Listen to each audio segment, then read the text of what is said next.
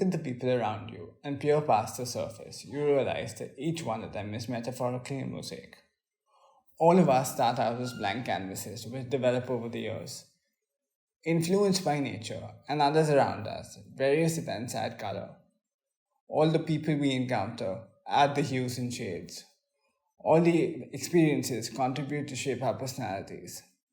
So, all in all, it is a mosaic that comes together to give each one of us our own individualities.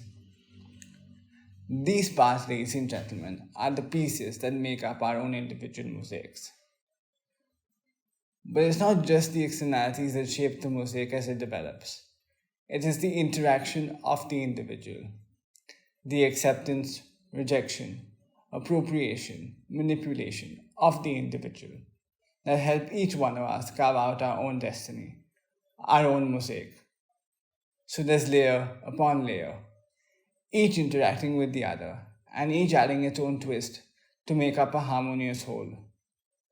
We start with family and environs we are born into, not chosen by us, purely by chance, involuntary.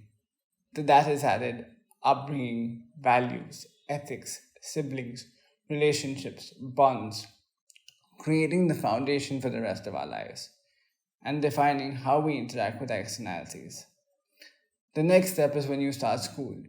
You begin to learn how to interact with external influences, like your friends, teachers, and school staff, at the same time as your teachers imparting knowledge and helping you develop the ability to make your own choices.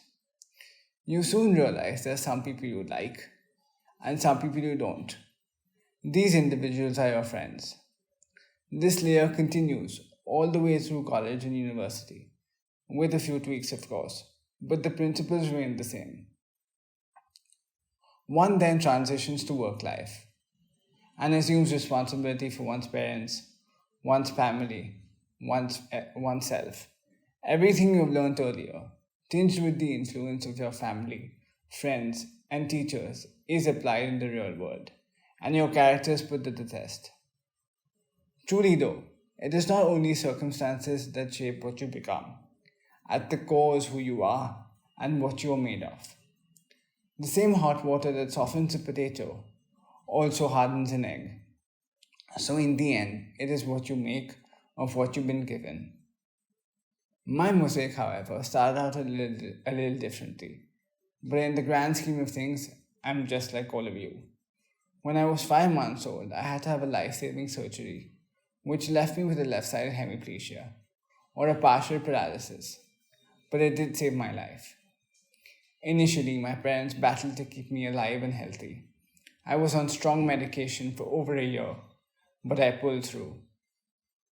Once I was a little older, my parents tried various treatments and therapies to bring back function to the left side of my body, which sadly made little to no difference. However, I continued to endure them as the end goal was to make me independent enough to manage life on my own. When I was 10 years old, my parents found the Institutes for the Achievement of Human Potential in Philadelphia. That was a game changer. We learned that a brain injury may not be reversible, but there were ways to work around it so one can live with it and lead a normal life. It was a holistic program, and I had to leave school to follow the regime. It was a physical, physiological, intellectual, neurological reorganization and stimulation program, with my days lasting 12 to 14 hours, with no holidays whatsoever. The program was grueling to say the least. However, it made a world of a difference, and there was a sea of change in every aspect of my condition.